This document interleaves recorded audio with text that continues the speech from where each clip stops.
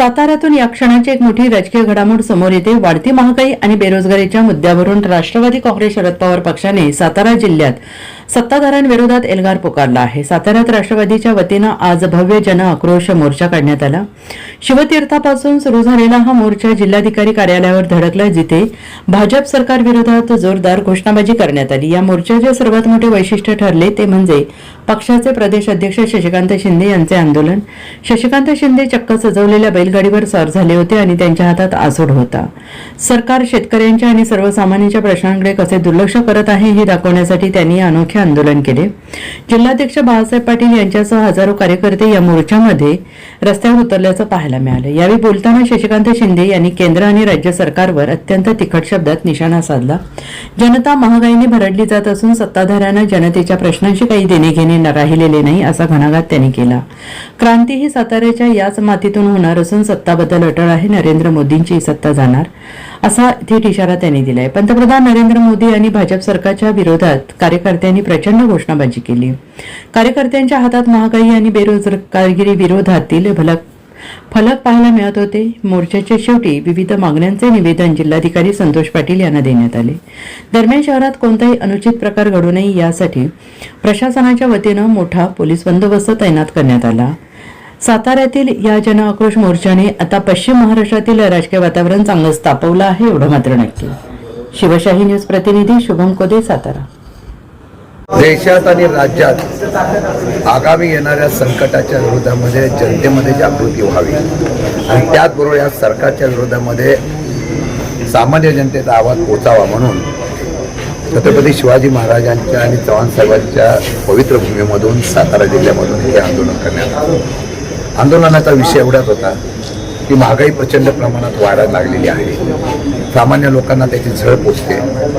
त्याचबरोबर पेट्रोल डिझेलची भाववाढ ही प्रचंड प्रमाणात होते आहे। सरकार हळूहळू दरवाढ करण्याचा प्रयत्न करून जनतेला फसवत आहे। कालही या असलेल्या पेट्रोल डिझेलमध्ये जो काही सरचार्ज आणि GST लावला जातो तो कमी केला तर जनतेला या ठिकाणी रिलीफ मिळेल, अशा प्रकारची भूमिका सुद्धा आम्ही मांडलेली आहे। मला वाटतं की फक्त जनतेच्या खिशातून पैसे काढायचे आणि देशात आणि राज्यात सत्ता आणण्यासाठी या ठिकाणी बोली करायची, असं सध्याचा प्रकार सरकारच्या केंद्र राज्यातून चालू आहे। एका बाजूला जनता हुरपळते, दुसऱ्या बाजूला पंतप्रधान परदेशात जात आहे। एका बाजूला जनता हुरपळते आणि महाराष्ट्राची लोक दिल्लीमध्ये जाऊन शेतकऱ्यांच्या कांदा आणि साखरेच्या प्रश्नाचं नाव घेऊन फक्त विधान परिषदेच्या निवडणुकीचा जुगार खेळताय, बोली लावली जाते।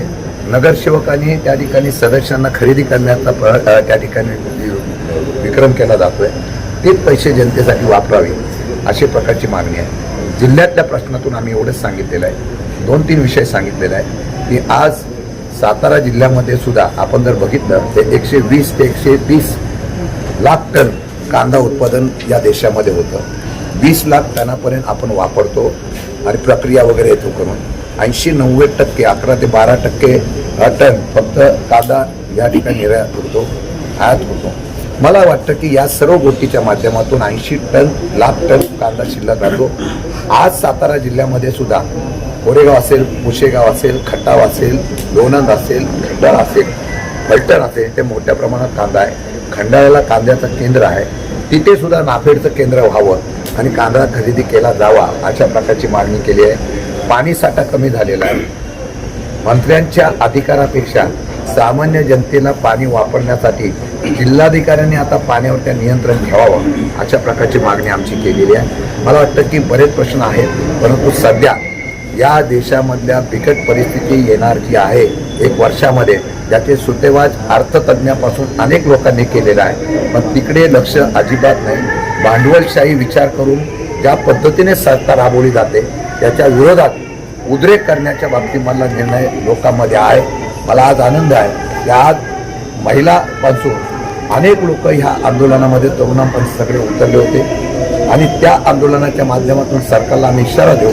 की महाराष्ट्रामध्ये आता लोकांमध्ये प्रक्षोभ व्हायला लागलेला आहे आणि हा प्रक्षोभ वाढला की 100% काही लोक म्हणतात की राजकीय नौटंकीसाठी, राजकीय फोटोसाठी हा मोर्चा काढण्याचा प्रयत्न विरोधक करत आहे। मला वाटतं की त्यांचा राजकारणाचा असलेला हा वक्तृत्वावर आम्ही निषेध करतो.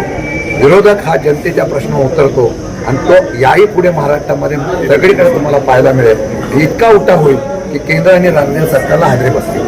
साहेब, माजी मंत्री प्राजक्ता तनपुरे उद्या भाजपामध्ये प्रवेश करतात. अहिल्यानगरची परिषदेची जागा तनपुरे यांना दिली जाणार अशी सूत्रांची ज्या दिवशी ते प्रवेश करतील त्या दिवशी मी स्वतंत्र प्रेस केला आणि मग माझं मत मांडेल. अजूनपर्यंत त्यांनी प्रवेश केलेला नाही. प्रवेश केल्यानंतर मी माझं परखड मत मांडेल.